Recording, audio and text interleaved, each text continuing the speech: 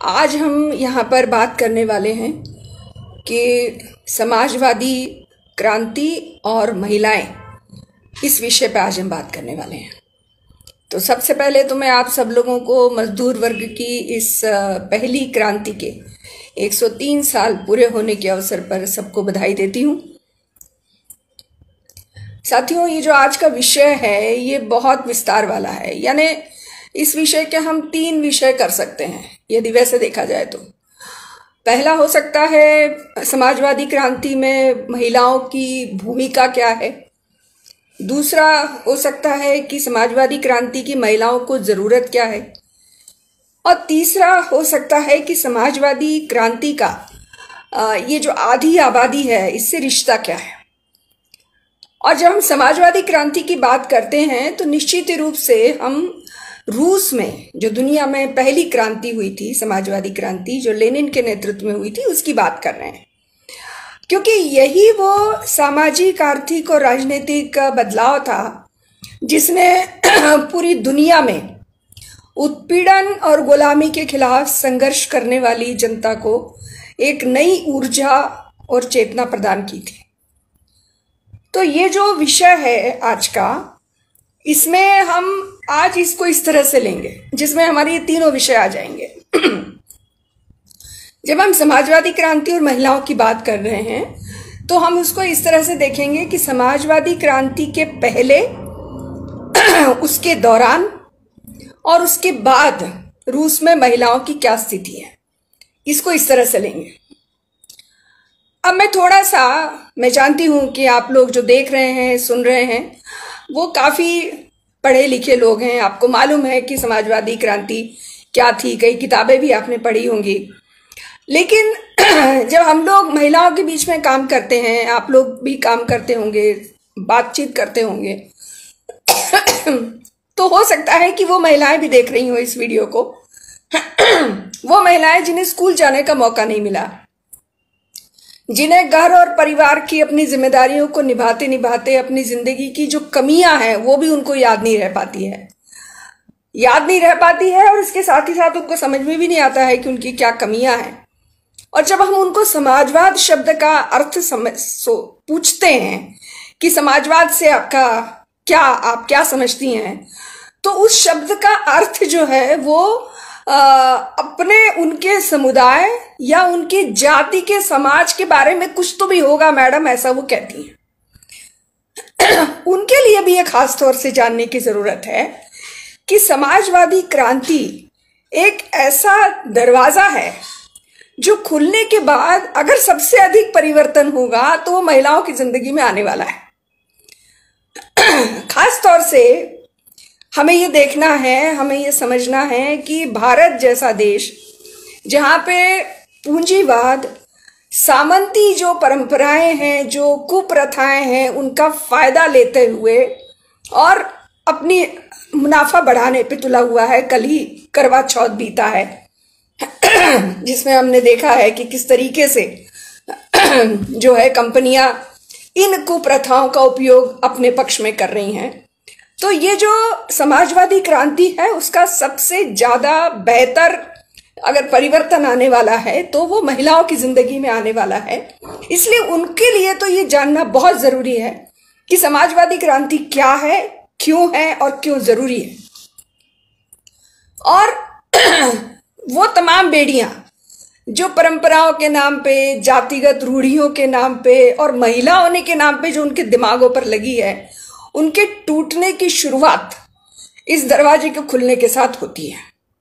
हाँ, उसके बाद हमको बहुत आगे जाना पड़ता है, लेकिन एक बार दरवाजा खुलेगा तो हम आगे भी जाएंगे। एक बात और है कि जब हम समाजवादी क्रांति और मार्क्सवादी विचारधारा की बात करते हैं तो बहुतों को ये गलतफहमी होती है कि ये जो विचारधारा है, मार्क्सवादी विचारधारा, जो केवल मजदूरों की, किसानों की बात करती है, वो केवल आर्थिक समस्याओं को दूर करने में रुचि रखती है और सामाजिक जो उत्पीड़न है उसकी ओर ये अनदेखी कर देती है। लेकिन रूसी क्रांति ने ये दिखाया, जो दुनिया की पहली समाजवादी क्रांति थी, उसने ये दिखाया कि किस तरीके से मार्क्सवादियों ने औरतों के उत्पीड़न को प्राथमिकता के साथ खत्म किया। उनकी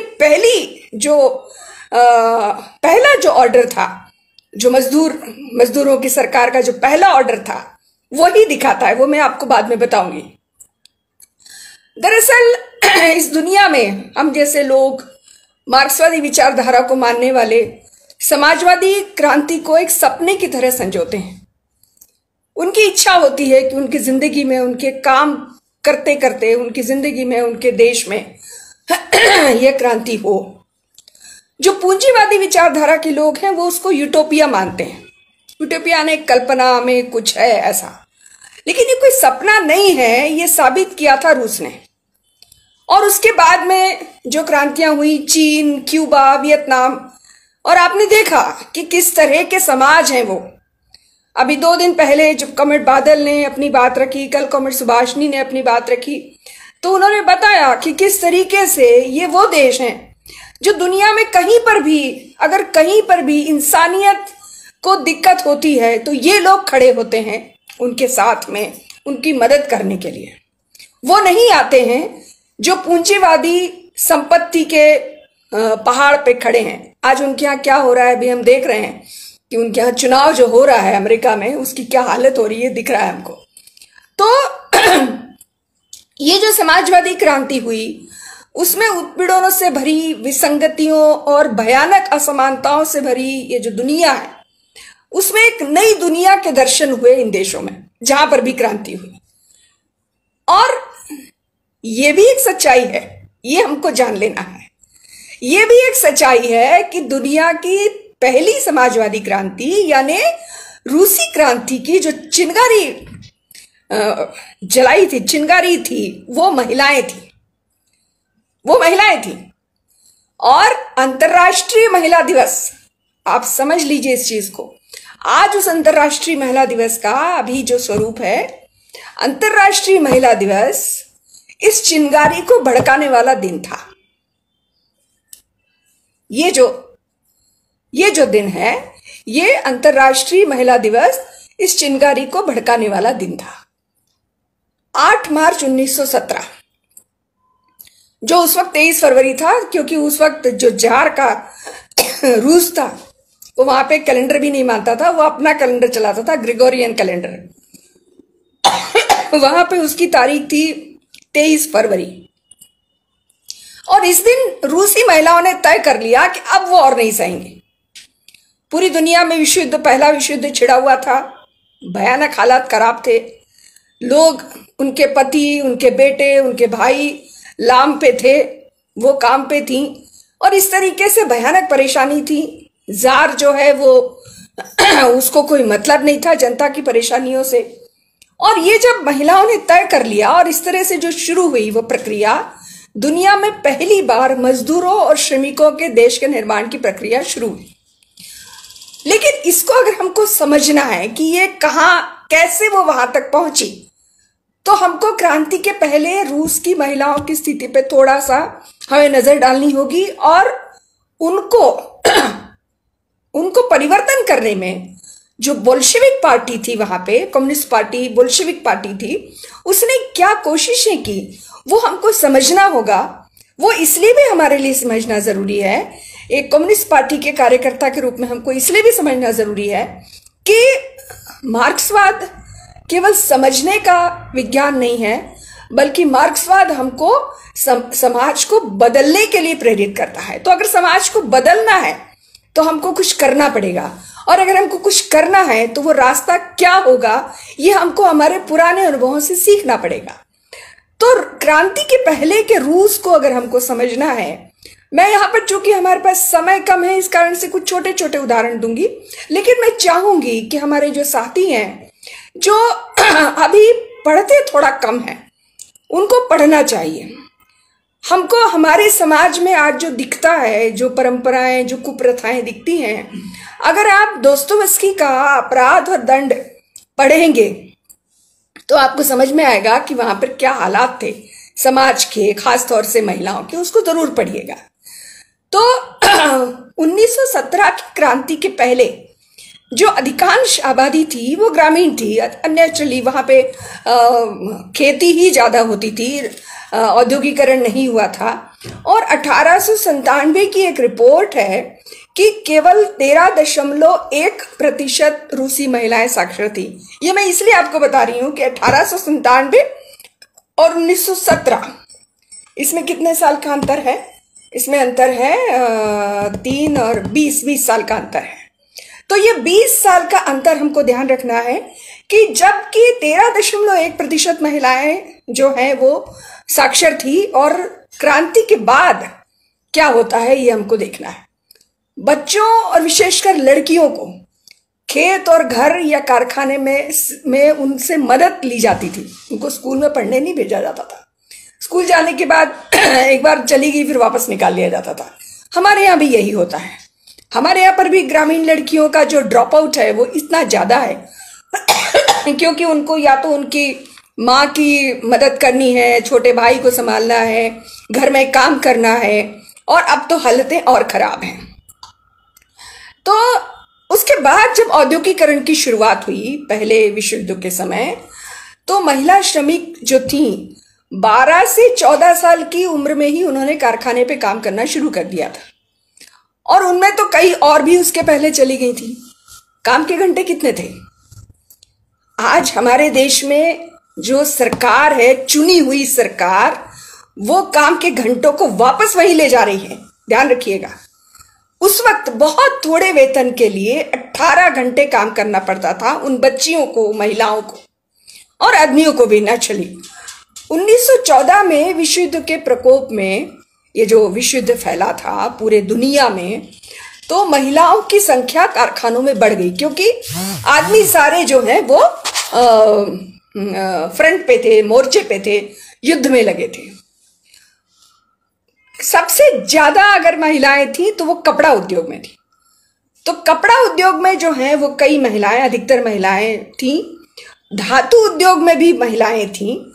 और ये जो चीज है ये हमको बताती है कि ये जो चीज है ये हमको बताती है कि ये जो परिस्थितियां बननी शुरू हो गई थी क्रांति की, हालात, आर्थिक परेशानी, सबसे ज्यादा महिलाएं बाहर निकली।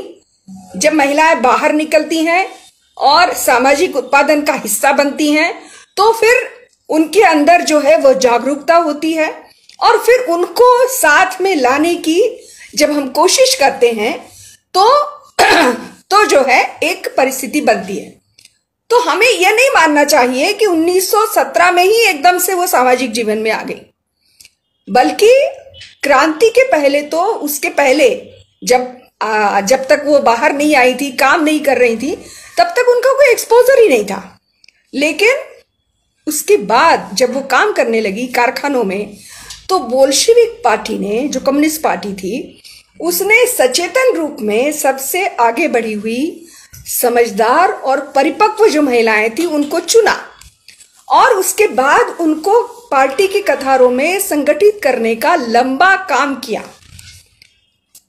ये समझ लीजिए। यदि हम रूसी श्रमिक आंदोलन के शुरुआती दिनों में जाते हैं तो हम देखते हैं, क्या देखते हैं? स्टडी सर्कल चलते थे। याद रखिए, हमारे जितने भी साथी यहां पर सुन रहे हैं, स्टडी सर्कल चलाना, बहस करना कितना जरूरी है, वो ये दिखाता है कि ये स्टडी सर्कलों ने महिलाओं को क्या मजबूत मजबूत कर दिया था। अलग अलग स्टडी सर्कल चलते थे जो मुख्य रूप से श्रमिकों की शिक्षा और मार्क्सवाद के विचारों के अध्ययन पर केंद्रित होते थे। इन स्टडी सर्कलों में महिलाओं को सक्रिय करने के लिए खास तौर पर मेहनत की गई थी। ध्यान रखिएगा। और जिन स्टडी सर्कलों को महिलाओं के लिए चलाया जाता था उनमें कौन कौन थी? उनमें कपड़ा उद्योग में काम करने वाली महिलाएं, लेकिन उसके साथ ही साथ उन महिलाओं को भी उसमें शामिल किया जाता था जो सिलाई करती थी, जो सिलाई का काम करती थी, जो घरों में काम करती थी, यानी घरेलू कामगार थी, वो भी उसमें उन अध्ययन केंद्रों में आती थी।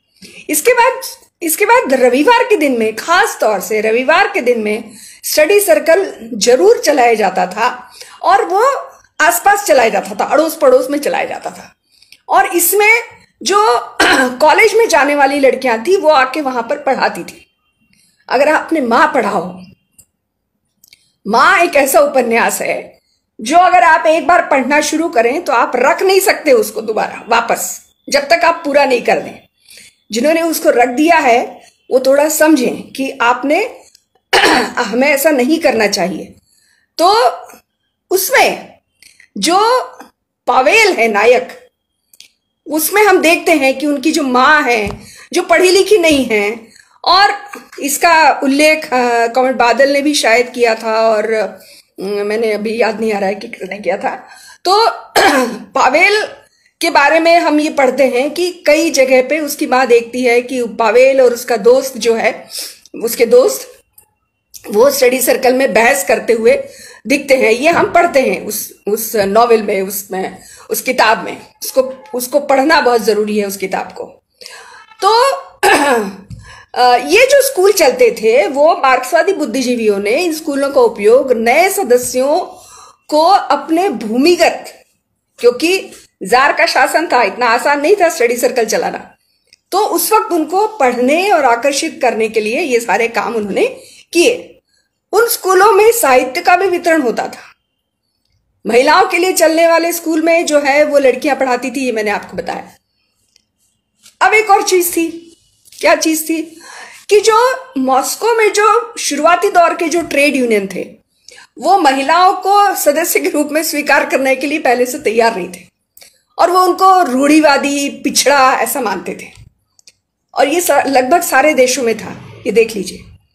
लेकिन धीरे धीरे जब कम्युनिस्ट विचारधारा को उन्होंने समझना शुरू किया, जब चेतना बढ़ी, तो श्रमिकों को ये समझ में आया कि कामगार वर्ग के भीतर इस तरह के लैंगिक विभाजन को खत्म करना होगा, और इसमें खास तौर से उन्होंने कोशिश की कि जिसमें पुरुष श्रमिक भी शामिल थे, कि कारखानों में जो पर्चे बांटे गए उसमें खास तौर से श्रमिक वर्ग के बीच एकता चलाने का प्रयास किया गया, कोशिश की गई, और सचेतन कोशिश की गई। एक पर्चे में हमारे एक साथी ने लिखा था, हमें कभी भी महिला मजदूरों को पुरुषों से अलग नहीं करना चाहिए। रूस में कई कारखानों में महिला श्रमिक बहुतायत में हैं, और वे कारखाने के मालिकों द्वारा और भी अधिक क्रूर शोषण का शिकार होती हैं। उनको जब तक हम लाएंगे नहीं, तब तक हमारा संघर्ष अधूरा रहेगा। ये साफ तौर पे कहा था। आज भी हम देख रहे हैं हमारे यहाँ पर जो है वो आज CITU में आशा वर्कर्स, आंगनवाड़ी वर्कर्स, जितने भी स्कीम वर्कर्स हैं, वो आज बड़ी संख्या में आ रही हैं हमारे साथ में। उनको सचेतन रूप से लाना बहुत जरूरी है। लेनिन ने भी जो है महिलाओं के सवाल को बहुत महत्व दिया। रीना जी, ये बाद में मैं बताऊंगी, अभी मेरा पूरा नहीं हुआ है। लेनिन ने महिलाओं के सवाल को बहुत महत्व दिया था। जब लेनिन निर्वासन में थे 1903 की कांग्रेस के लिए, वो पार्टी के कार्यक्रम का एक प्रारूप बना रहे थे, और उस प्रारूप में महिलाओं के मुद्दों को उन्होंने बहुत महत्व दिया था। उनके सुझाव पर पुरुषों और महिलाओं के अधिकारों में पूर्ण समानता की मांग रूस की कम्युनिस्ट पार्टी के कार्यक्रम का हिस्सा बन गई थी। और 1903 की कांग्रेस जब हुई, उसके बाद 2 साल में ही पूरे देश में हड़तालों की लहर आ गई, और उसमें बड़ी संख्या में महिलाओं ने भागीदारी की। और इन हड़तालों का अंत कहां जाके हुआ? 1905 की क्रांति में। ठीक है कि वो सफल नहीं हुई, और लेकिन लेनिन ने 1905 की क्रांति को 1917 की क्रांति का ड्रेस रिहर्सल बताया था। उसका मुझे हिंदी, इस ड्रेस रिहर्सल का हिंदी मुझे याद नहीं आ रहा है। अगर कोई जान रहे, हो सकता है कमल बादल को पता हो तो बता दें।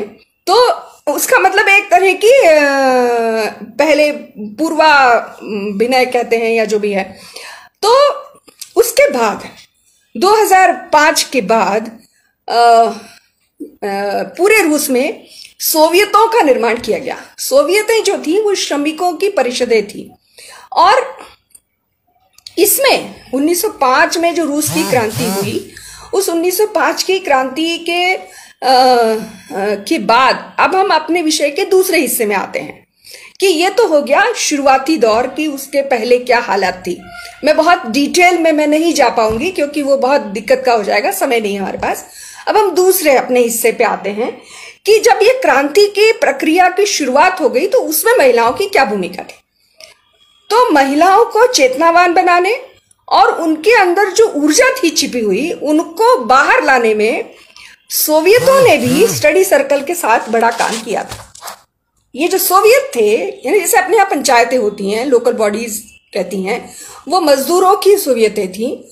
और सोवियत जो बने उसमें भी महिलाएं बड़ी संख्या में आईं।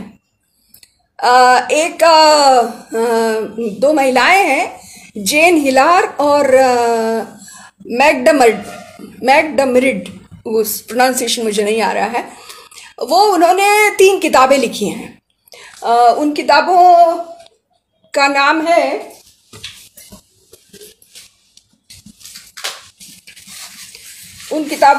है एना हिलवार और जेन मैकडर्न ने 3 किताबें लिखी सोवियत संघ की महिलाओं पे।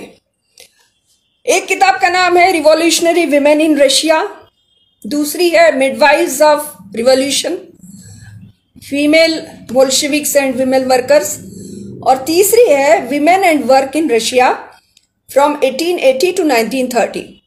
तो ये जो 3 किताबें हैं, इनकी 3 किताबों में उन्होंने लिखा है कि ऐसे पितृसत्तात्मक देश में जहां लोकतांत्रिक रूप से चुनी हुई सरकारों का भी कोई इतिहास नहीं था, उसमें महिला प्रतिनिधियों की संख्या को एक उल्लेखनीय उपलब्धि कहा जाना चाहिए।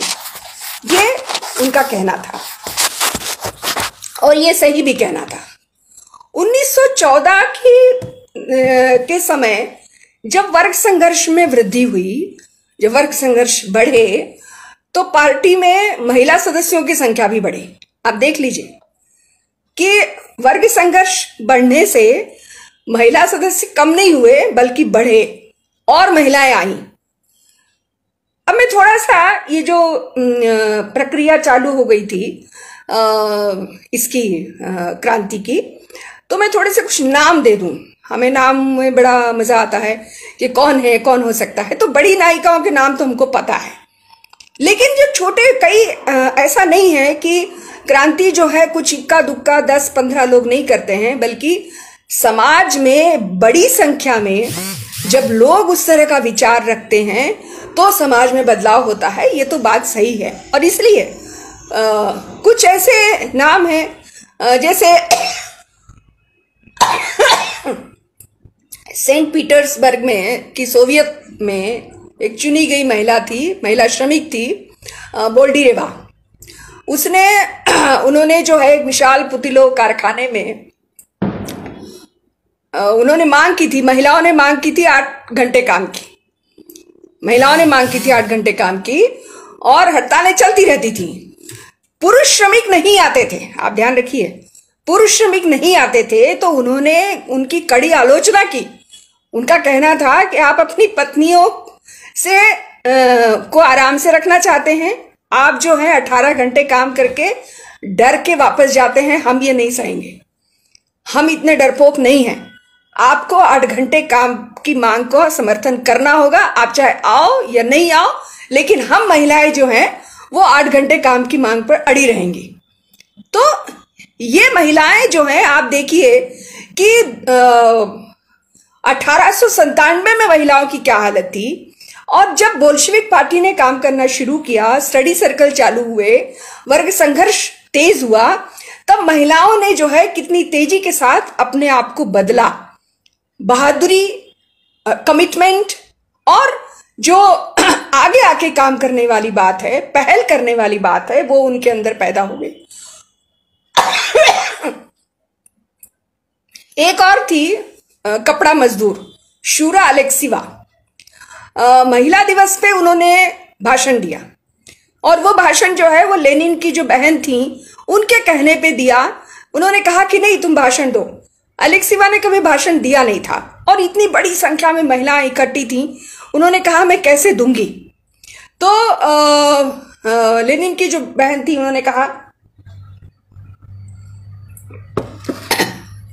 उन्होंने कहा कि आपको जो समझ में आए वो बोलिए।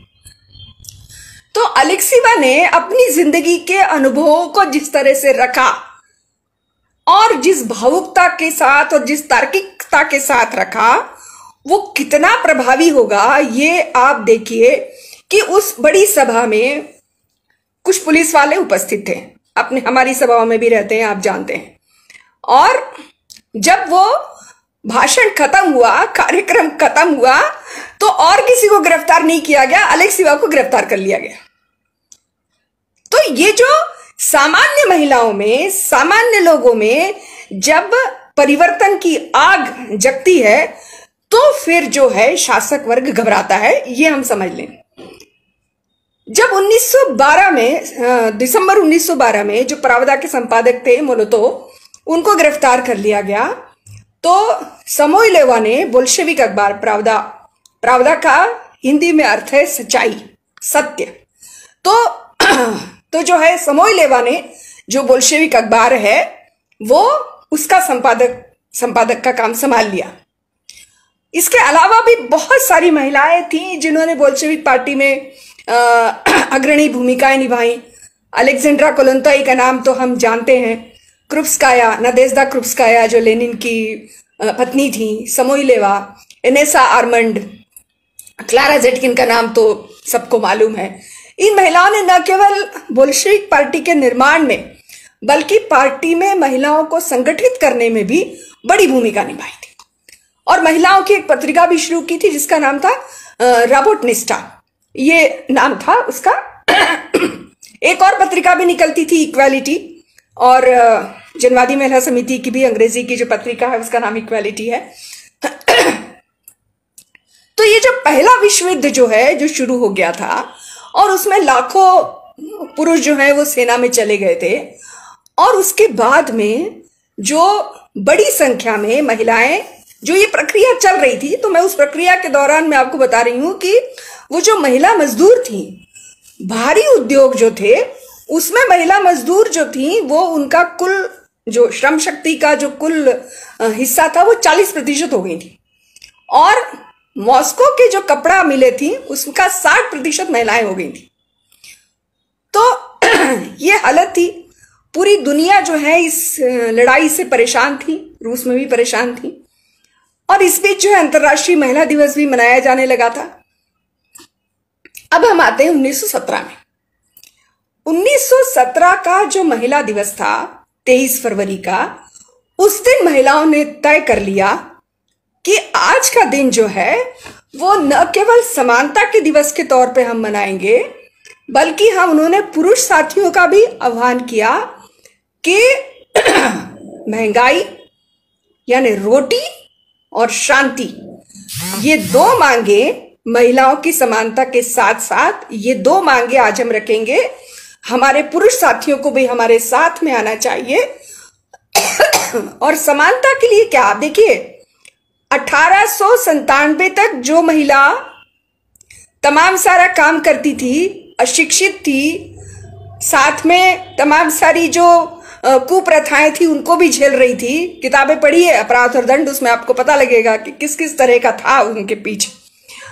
वो आज ये मांग कर रही थी कि हमको डबल काम करना पड़ता है, कारखाने में भी करना पड़ता है और घर में बच्चों को भी संभालना पड़ता है, हम ये नहीं करेंगे, हमको समानता चाहिए।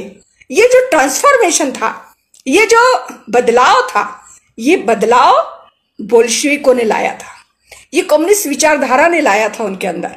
और उन्होंने पुरुषों को अपने साथ ले लिया और निकल पड़ी कारखाने से, हड़ताल कर दी उन्होंने। कपड़ा कारखाने के विबोर्ग जो इलाका था, पेट्रोग्राड उस वक्त रूस की राजधानी थी, और ये जो हड़ताल थी वो फैल गई पूरे देश में। शहरों में जुलूस निकल रहे थे, 90,000 लोग हड़ताल पे थे। और कुल मिला के जो सड़कों पे पेट्रोग्राड में और पूरे देश में जो जुलूस में सड़कों पे जो प्रदर्शन हो रहा था उसमें 1 लाख से ज्यादा लोग थे। नेतृत्व कौन कर रहा था? वो महिलाएं जो कुछ साल पहले तक घरों में तमाम सारी बेड़ियों में जकड़ी हुई थी। अब देखिए कि महिलाएं जब संघर्ष में आती हैं तो कैसे सबको साथ में ले लेती हैं। जब जुलूस को रोकने की पुलिस ने कोशिश की तो महिलाओं ने उनको ऐसा समझाया बुझाया कि पुलिस वाले भी प्रदर्शनकारियों के साथ हो गए। और तो और एक और बात थी कि जो विश्व युद्ध चल रहा था उसमें तमाम सारे सैनिक पेट्रोग्राद में थे। तो जार ने जब पुलिस के ऊपर कोई असर नहीं हुआ, पुलिस का कोई असर नहीं हुआ, तो जार ने सैनिकों को भेजा। तो यहां पर भी महिलाओं ने पहल की, वो बैरकों में चली गई महिला सैनिकों के, वहां पर पर्चे बांटे, समझाया उनको, मीटिंगें की और ये काम कर गया। सैनिकों ने प्रदर्शनकारियों पर गोली चलाने से मना कर दिया और वो क्रांतिकारियों के साथ जो है जुलूस में शामिल हो गए। अब आप बताइए कि इतनी बड़ी संख्या में पुलिस उनके साथ, सैनिक उनके साथ, और प्रदर्शन, हड़ताल, विद्रोह में बदल जाती है। और 5 दिन लगे, 5 दिन। 5 दिन में वो जो जार था उसको उखाड़ फेंका गया। तो उखाड़ फेंका गया नहीं, वो चला गया वहां से। लेकिन उसके बाद मजदूरों की सत्ता नहीं आई थी। आप थोड़ा शांत रहिए कि अभी मजदूरों की सत्ता नहीं आई थी। अब मार्च अप्रैल के दिन थे वो, लेनिन लौट आए उसके बाद। और लेकिन ये बात हमको समझनी होगी कि ये महिला क्रांतिकारी थी जो इतनी दृढ़ और उग्रवादी थी और उन्होंने क्रांति की जो ज्वाला थी उनको प्रज्वलित किया था। जो पहले सामाजिक रूप से निष्क्रिय थी वो सबसे अधिक सक्रिय हो गई थी। और क्रांति की इस प्रक्रिया ने जो सबसे बड़ा काम किया था वो था कि महिलाओं और पुरुषों के बीच जो स्थापित विभाजन था उसको खत्म कर दिया। और ये जो तमाम ज्ञापन दो और ये चिट्ठियां दो और आवेदन करो, इससे कई गुना अधिक प्रभावी था। अब इसके बाद ये जब हो गया, उसके बाद 8 घंटे के काम और युद्ध की समाप्ति का जो मांग है वो सबसे ज्यादा थी। महिलाओं की स्थिति बहुत तेजी के साथ, महिलाओं की स्थिति जो है वो बदल रही थी। तो ये आगे बढ़ रही थी। अभी जो सरकार बनी थी वो पेटिबुर्जुआ सरकार थी। उनके पास में वो चीज नहीं थी, उनकी वो योग्यता नहीं थी कि महिलाओं, मजदूरों, किसानों की इन मांगों को वो पूरा कर सके। उनका रिमोट वो जार के पास था।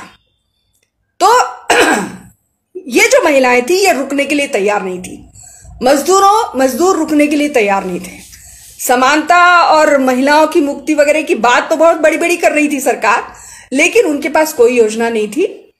और इसी बीच में अप्रैल में बोल्शेविकों ने, बीच में वो जो मैंने आपको बताया रेबोनेट्स जो पत्रिका थी वो बंद हो गई थी, उसको दोबारा चालू किया। और उसके बोर्ड में जो है क्रुप्स्काया, इनेसा आर्मंड, अलेक्जेंड्रा कोलोंतोई, एलिया जोरोवा, कुडेली, समाइलोवा, निकाइलोवा और पेट्रोग्राड के कई और दूसरे भी साथी थे। उसके बाद वो ज्वाला बढ़ती गई। अंततः हुआ ये कि अक्टूबर में ये जो पेटिबुर्जुआ सरकार थी वो गिर गई। और अक्टूबर के अंत में जो है वो चूंकि उस वक्त तक वही वाला कैलेंडर था इसलिए अक्टूबर क्रांति कहते हैं उसको, अंततः जो है मजदूरों के हाथ में सत्ता आ गई। और इसके बाद जो शुरू हुआ वो दौर था जिसमें तमाम मेहनतकशों के पक्ष में कानून बनने की तेजी से शुरुआत हो गई। बोल्शेविकों ने तुरंत वो सारे कानून खत्म कर दिए जो महिलाओं को पुरुषों के बनिस्बत कमतर बनाते हैं। तुरंत हाथ में सत्ता आती और महिलाओं की आजादी पर लगे सारे प्रतिबंध भी हटा दिए। एक किताब है जो आर जवाहर ने लिखी है, उसको जरूर पढ़िएगा, अंतर्राष्ट्रीय महिला दिवस और 8 मार्च का असली इतिहास। मैं इसमें से थोड़ा सा आपको बताती हूं कि किस तरह से किया। 7 नवंबर को हम क्रांति का दिवस मनाते हैं। 8 नवंबर को पहला कानून पारित किया लेनिन ने। कौन सा? जिसमें युद्ध की समाप्ति की घोषणा कर दी गई। और दूसरा कानून था जमीन के अधिकार के बारे में, जिसमें बिना किसी लैंगिक भेदभाव के जमीन जोतने वाले को दे दी गई। महिला भी हो, पुरुष भी हो। तो ये था उस वक्त हमारे देश के जो बड़े कवि थे, तमिल कवि सुब्रमण्यम भारती, उन्होंने क्या लिखा? उन्होंने लिखा, लेनिन के नेतृत्व में आज रूस में जो भी कुछ हो रहा है वह कम्युनिज्म है, और जब यह विचारधारा पूरी दुनिया में फैलेगी तभी असली सभ्यता कामयाब होकर आगे बढ़ेगी। भारत में बैठे हुए कवि ये कह रहे हैं। और 1 साल के भीतर जो कानून बनाए गए जनता के लिए, जनता के अधिकारों के लिए, और दुनिया में पहली बार महिलाओं के अधिकारों के लिए बनाए गए, और उसमें देश का संविधान भी बनाया गया। और उसमें जो है मैं थोड़ा सा आपको बता रही हूं कि क्या कानून थे। देश, ये जो रूस था वो दुनिया का पहला देश बना जिसने बिना किसी लैंगिक और रेशियल या नस्लीय भेदभाव के 18 साल और उसके ऊपर के नागरिक को वोट देने का अधिकार दिया। कई साल पहले अमेरिका जो आजाद हो गया था और आज भी अपने आप को बड़ा भारी लोकतांत्रिक देश बताता है, वहां पर भी उस वक्त तक महिलाओं को वोट देने का अधिकार नहीं था। इंग्लैंड में भी नहीं था। यह पहला देश बना जहां पर मजदूर क्रांति होते ही महिलाओं को वोट देने का अधिकार मिला। समान काम के लिए समान वेतन अमेरिका में आज भी नहीं है। बिना किसी लैंगिक भेदभाव के सबको काम का अधिकार। गर्भवती महिलाओं को प्रसूति के पूर्व 8 हफ्ते और प्रसूति के बाद 8 हफ्ते की छुट्टी अमेरिका में आज भी नहीं है। हर 3 घंटे बाद बच्चे को दूध पिलाने के लिए आधे घंटे की छुट्टी। रात की पाली और ओवर टाइम से बच्चों को पालने और प्रसूति के लिए उसकी देखभाल के लिए नकद भत्ता।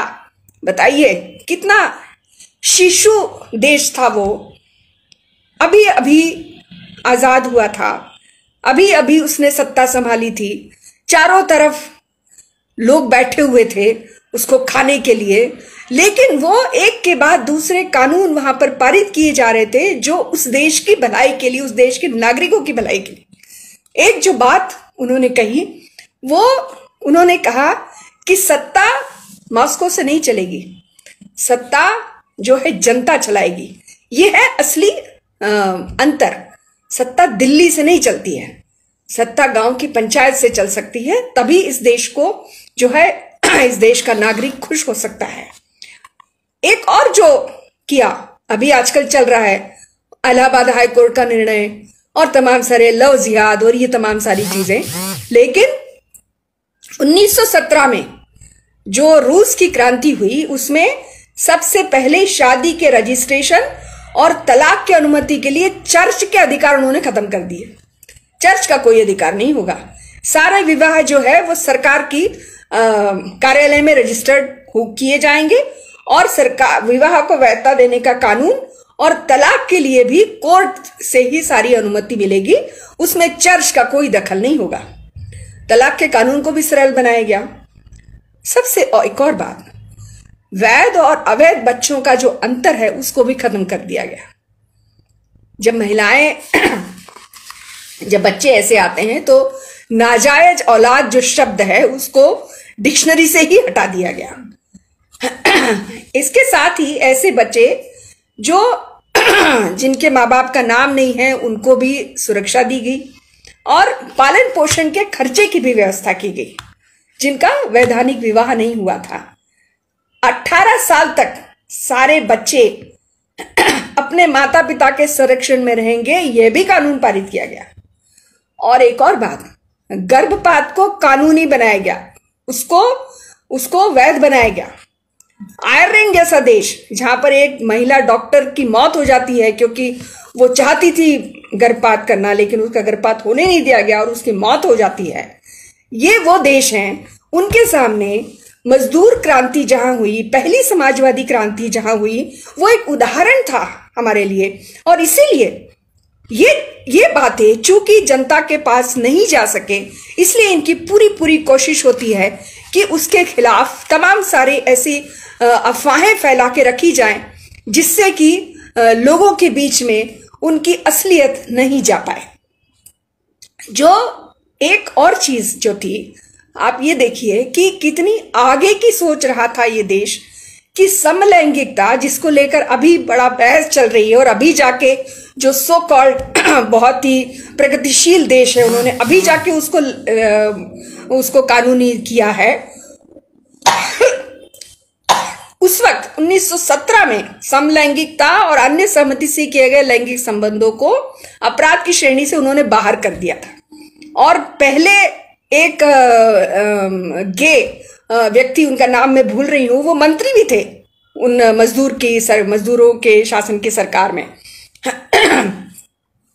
तो ये जो चीजें हैं, ये आप देखिए कि ये सब चीजें उस वक्त हुई। और इसके अलावा भी बहुत सारी कानून बने जो महिलाओं के पक्ष में थे। तो मजदूर क्रांति का महिलाओं की जिंदगी पर क्या असर हुआ, ये भी हम देखते हैं। अगर हम थोड़ा सा कंपैरिजन करें तो 1917 में केवल डेनमार्क और नॉर्वे ये देश थे जहां पर महिलाओं को वोट देने का अधिकार था। और 1918 में जाके इंग्लैंड में मिला, वो भी इसके देखा देखी दिया निश्चित रूप से। संयुक्त राज्य अमेरिका में 1920 में मिला। और फ्रांस में जहां 1789 में जो क्रांति हुई थी, उसमें महिलाओं ने बड़ी भारी भूमिका अदा की थी। उन्हें नागरिक के नाते वोट देने का अधिकार 1946 में मिला। एक साल बाद हमारा देश आजाद होता है। और चूंकि यहां पर जिस तरह की सरकार बनी, बाबा साहेब अंबेडकर संविधान बनाने वाले थे, उन्होंने 1947 में हमारे देश की महिलाओं को वोट का अधिकार दिया। और फ्रांस में 1946 में मिला। इटली में यह महिलाओं को अधिकार जो है 1945 में मिला। दुनिया की पहली महिला मंत्री जो है वो सोवियत संघ में थी, अलेक्जेंड्रा कोलंतोई। बोल्शेविक सरकार में समाज कल्याण मंत्री थी वो। पहली महिला मंत्री थी, तब तक किसी देश में कोई महिला मंत्री नहीं थी। तो ये जो चीज थी, चूंकि ये इतनी सारी सुविधाएं, इतने अधिकार धड़ाधड़ जनता को दिए जा रहे थे, तो अब जो पूंजीवादी देश थे उनके ऊपर दबाव आ गया कि वहां पर भी जो है कुछ न कुछ अधिकार दिए जाएं। जैसे 8 घंटे का काम है, या ये जो है वो आपका ओवर टाइम है, ये सारी चीजें। विश्व जो इंटरनेशनल लेबर ऑर्गेनाइजेशन का गठन भी उसके बाद हुआ, सोवियत क्रांति के बाद। पूंजीवादी देशों ने स्वास्थ्य और शिक्षा पर ध्यान देना शुरू किया, और ये सब तमाम सारी चीजें हुई। तो ये जो चीज है, ये मैं आपको बता रही हूं इसलिए क्योंकि कानून बनाए गए।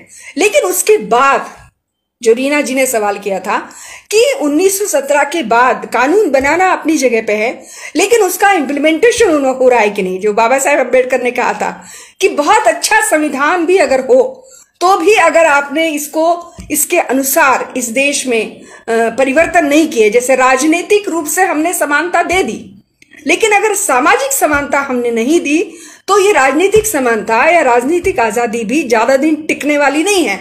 और ये इस देश ने जो है साबित किया कि वो केवल कागजों में अधिकार नहीं दे रहे हैं, बल्कि वास्तविक रूप में तमाम पूरी पार्टी, बोल्शेविक पार्टी इसमें लगी कि जो पिछड़े हुए हैं, वंचित हैं, महिलाएं हैं, उनको उनके अधिकार केवल कागज पे ही नहीं थे बल्कि उनको दिए जाएं।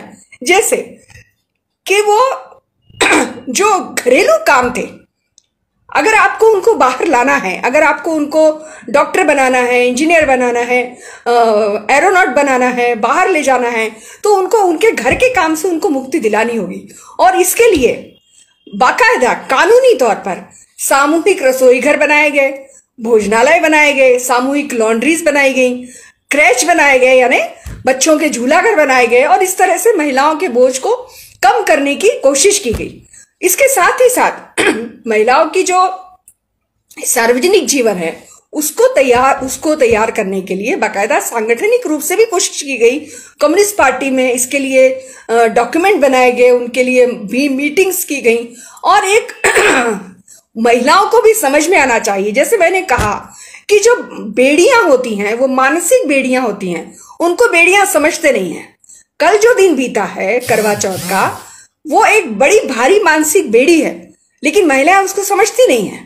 करवा चौथ हो, तीज हो, ये तमाम सारी जो चीजें हैं वो जो बेड़ियां हैं, उन बेड़ियों को बेड़ियां समझना है, ये बताने का काम भी कम्युनिस्टों का है। ये सोवियत संघ की क्रांति ने बताया, और इसके लिए कोलोंताई, एनेसा आर्मंड, कृप्स्काया, निकोलेवा ने कुछ सांगठनिक डिसीजन लेकर छोटे छोटे जो है तमाम सम्मेलन किए, और जिसका अंत हुआ नवंबर 1918 में एक बड़े कामकाजी महिलाओं के अखिल जो है रूसी कांग्रेस में। आप ये देखिए कि उस वक्त युद्ध जो है वो गृह युद्ध चल रहा था, और उस गृह युद्ध के दौरान जो है वो देश भर से 1000 महिलाएं इकट्ठी हुई थी। ये होता है कमिटमेंट, ये होता है किसी देश को, समाज को बनाने के लिए जो है कमिटमेंट होता है, ये चीज है। और इस सम्मेलन में लेनिन ने क्या कहा? लेनिन ने कहा कि महिलाओं से अधिक राजनीतिक सक्रिय भूमिका निभाने का आह्वान किया, और उन्होंने ये कहा कि सभी मुक्ति आंदोलनों का यह अनुभव है कि एक क्रांति की सफलता इस बात पर निर्भर करती है कि उसमें महिलाएं कितनी हिस्सा लेती हैं।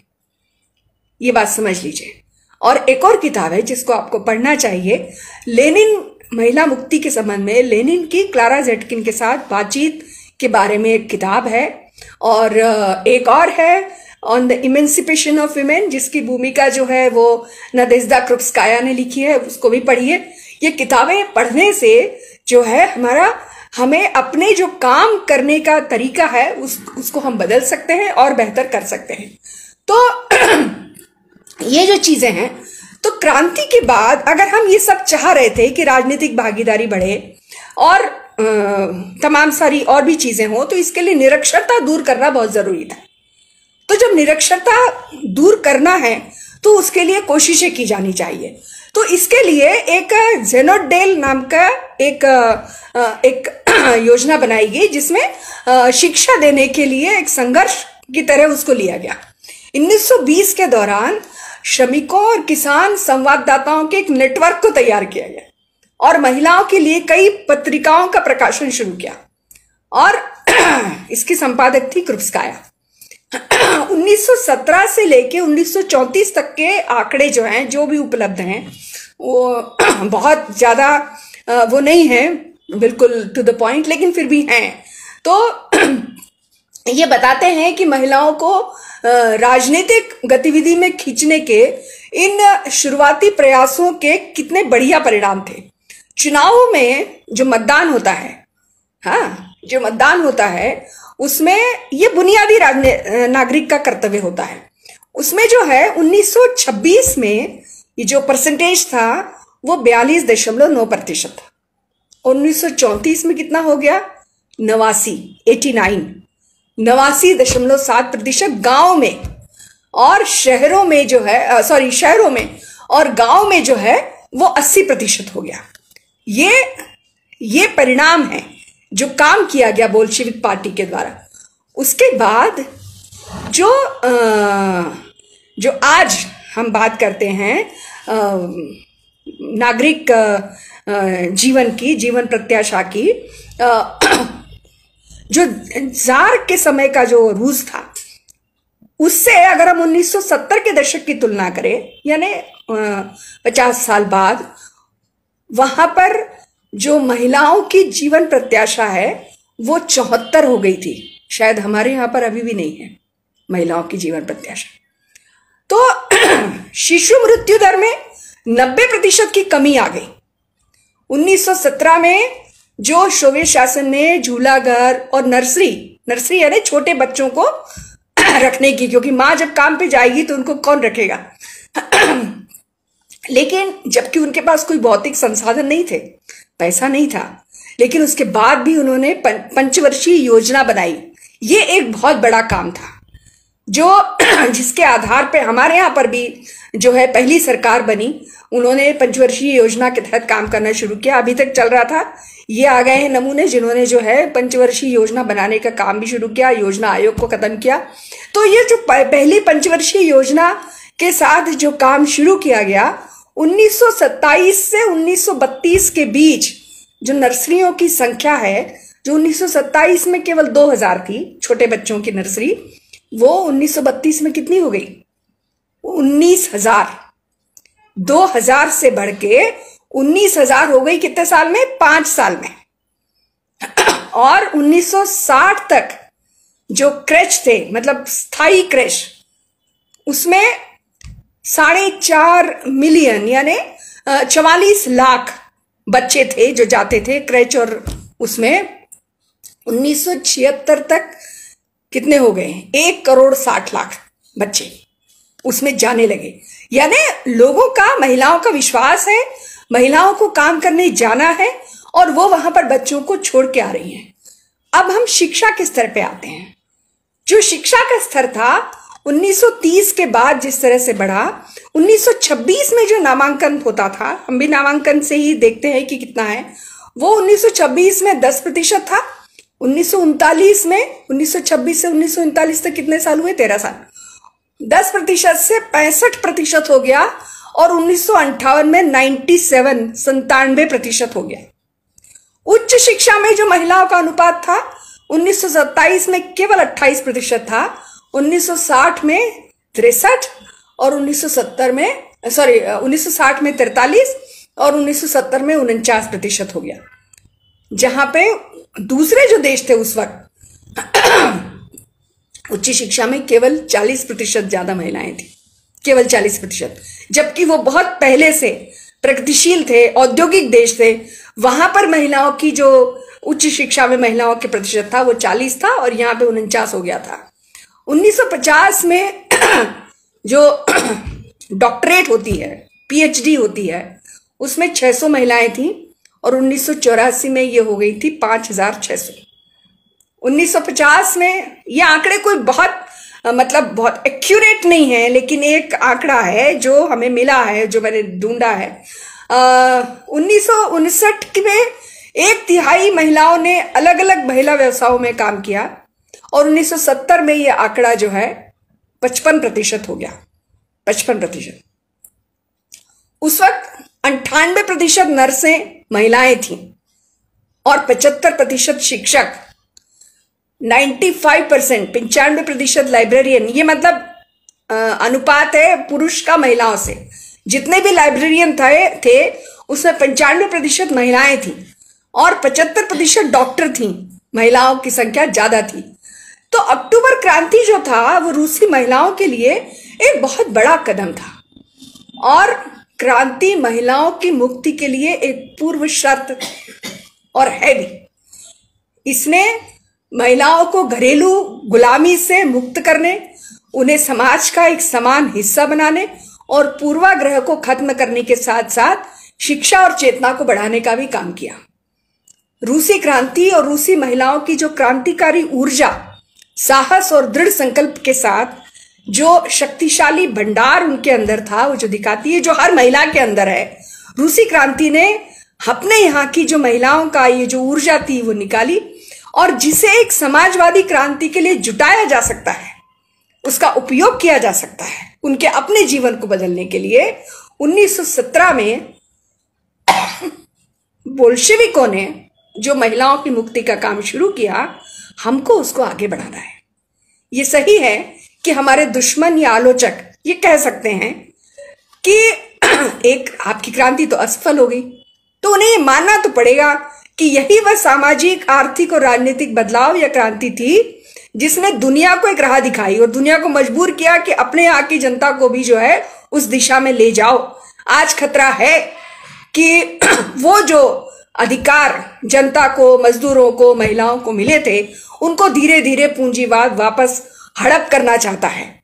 क्यों? क्योंकि मार्क्स ने कहा है कि जब उसको लाभ की फायदा चाहिए होता है तो तमाम सारी चीजें वो हड़प करके और अपने फायदे की बात वो देखता है। इसलिए हमको सचेत रहना है और अपने जो रास्ते हैं उसको सचेतन रूप से हमको आगे ले जाना है। इसके साथ ही साथ और भी तो देशों में बदलाव हुए, वो तो है अभी, जैसे चीन, वियतनाम, उत्तर कोरिया, क्यूबा, बोलीविया वापस आ गए। और मैं आपको एक उदाहरण थोड़ा सा बताना चाहती हूँ कि बोलीविया में पहले जो चुनाव हुआ उसमें जो एक मेयर थी, मतलब कितने अराजक बर्बर लोग हो सकते हैं ये, कि उस महिला जो मेयर थी उसको घसीट के उसके बाल काटे, उसके ऊपर लाल रंग डाला और उसको सड़कों पे घुमाया। पेट्रिशिया हर्स उनका नाम था। अभी जो चुनाव हुआ उसमें जनता ने उनको दोबारा जिताया, उसमें सबसे ज्यादा मेजॉरिटी से वो जीत के आई हैं।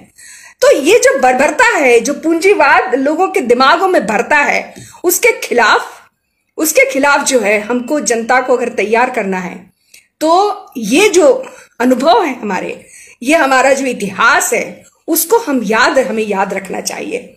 इसलिए ये तो दीवार पे लिखी हुई एक इबारत है कि महिलाओं की मुक्ति केवल समाजवादी क्रांति में ही संभव है, और हर महिला आंदोलन से जुड़ी हुई महिलाओं और कम्युनिस्टों को भी ये बात ध्यान में रखनी होगी कि समाजवादी क्रांति भी तभी संभव है जब महिलाओं को अपने आंदोलन से हम जोड़ेंगे। और यही नवंबर क्रांति या आप 1917 की अक्टूबर क्रांति कह सकते हैं, यही उसका संदेश है। इंकलाब जिंदाबाद।